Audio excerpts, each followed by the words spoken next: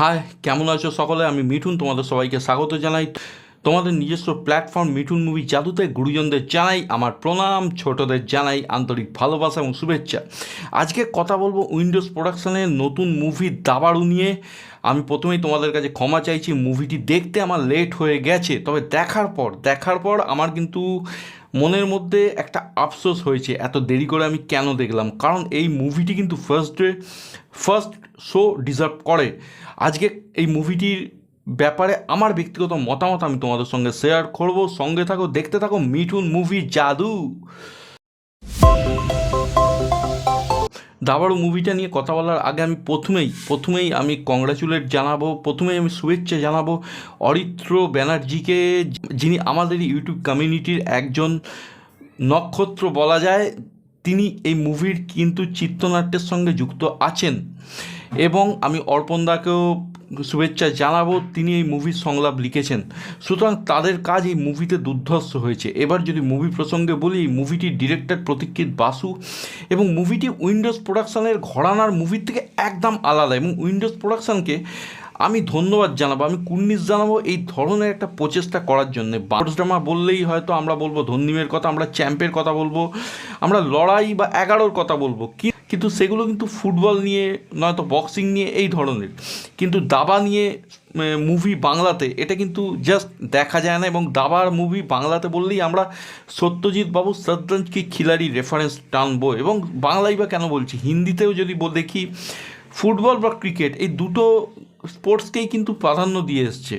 কদিন আগে ময়দান রিলিজ হয়েছে হিন্দিতে, সেটাও কিন্তু ফুটবল নিয়ে একটি ছিল। তার এই জোনটাকে কিন্তু সেইভাবে এক্সপ্লোর করেনি, এবং যেসব নির্মাতারা এই জোনটা নিয়ে মুভি করে তারা কিন্তু ওই ক্রিকেট বা ফুটবল বা বড়জোর বক্সিং এই তিনটে গেমের মধ্যেই কিন্তু ঘুরে ফিরে আবদ্ধ হয়ে আছে। সেই দিক থেকে এটা একটা দুর্দান্ত প্রচেষ্টা। এবং গ্র্যান্ড মাস্টার সূর্যশেখর গাঙ্গুলি, তার জীবনী অবলম্বনে এই মুভিটি, আমরা তার নাম প্রত্যেকে শুনেছি। তিনি কিভাবে আমাদের সকলের দেশকে, আমাদের সকলকে গর্বিত করেছেন তার এই ট্যালেন্টের মাধ্যমে, তার এই কৃতকর্মের মাধ্যমে, সেটা আমরা প্রত্যেকেই জানি। কিন্তু কিভাবে তার উত্থান, কোন পরিবার থেকে তার উত্থান, সেই সম্বন্ধে আমরা কিন্তু কিছুই জানি না। এবং এই মুভিটি কিন্তু সুন্দরভাবে সেটা আমাদের সামনে তুলে ধরেছে।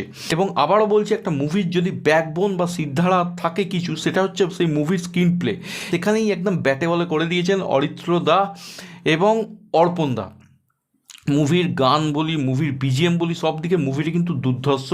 এবার যদি মুভির গল্প ছোট্ট করে বলি, এই মুভিটি শুরু হচ্ছে নর্থ কলকাতার একটি মধ্যবিত্ত পরিবারকে কেন্দ্র করে, যেখানে সূর্যশেখর গাঙ্গুলি জন্মেছেন।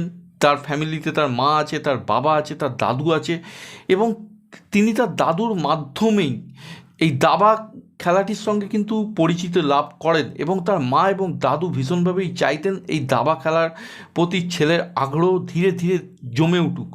কিন্তু তার বাবা, যেই ভূমিকাতে অভিনয় করেছেন শঙ্কর চক্রবর্তী, একজন জ্যোতিষী, এবং তিনি এতটাই সৎ যে তিনি সেইভাবে কাজ পান না। জ্যোতিষী আবার সৎ, এইরকমও মানুষ দেখতে পাওয়া যায়। এবং সেই সৎ মানুষের যে কী পরিণতি হয় সেটাই কিন্তু দেখানো হয়েছে।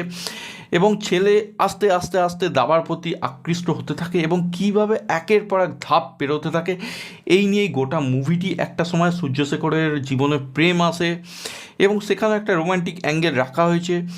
এবং এই মুভিতে অনেক ভালো ভালো অভিনেতাদের কাস্ট করা হয়েছে। ঋতুপর্ণা সেনগুপ্ত মায়ের ভূমিকায় অভিনয় করছেন, দীপঙ্কর দে সূর্যশেখরের দাদুর ভূমিকায় অভিনয় করছেন, শঙ্কর চক্রবর্তী অভিনয় করছেন বাবার ভূমিকায়।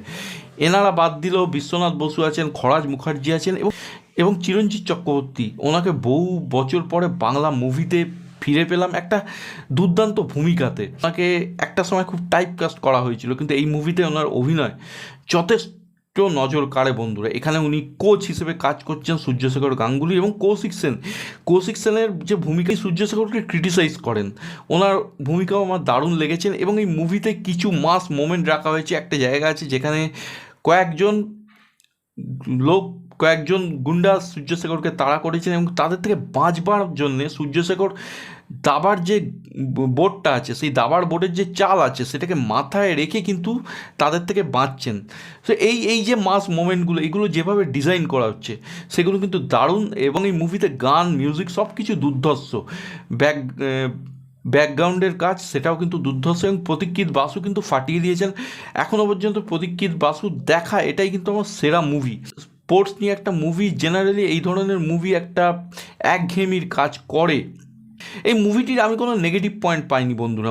এই মুভিটি আমার কাছে একটা এন্টারটেনিং মুভি, এবং ক্লাইম্যাক্সটা আমি বলবো, ক্লাইম্যাক্সটা দেখে মানে চোখে জল আসতে বাধ্য। ক্লাইম্যাক্সটা চূড়ান্ত হয়েছে, রূপম ইসলামের গলায় গান, মানে টাইটেল সংটা, সেটাও কিন্তু জাস্ট একটা অন্য লেভেলের হয়েছে। এবং এই মুভির সব থেকে একটা ইন্টারেস্টিং ব্যাপার হচ্ছে, সূর্যশেখরকে আমরা একটা সময় দেখতে থাকি উনি যে ম্যাচই খেলেন সেই ম্যাচই জিতছেন, কিন্তু এটা দেখে আমাদের মনে হতেই পারে তাহলে কি উনি হারেননি কখনো বা হারতে পারেন না। এইটা কিন্তু সুন্দরভাবে দেখানো হয়েছে। কৌশিক গাঙ্গুলির যখন চরিত্রটা এলো তখন কিন্তু সূর্যশেখরের ডাউনফলও দেখানো হলো। সো এই আপস অ্যান্ড ডাউনের যে ব্যালেন্সগুলো, এটা কিন্তু সুন্দরভাবে মেনটেন করা হয়েছে, বোঝানো হয়েছে at the end of the day তিনিও কিন্তু একজন মানুষ, তিনি যেমন জিততেও পারেন তেমনি হারতেও পারেন।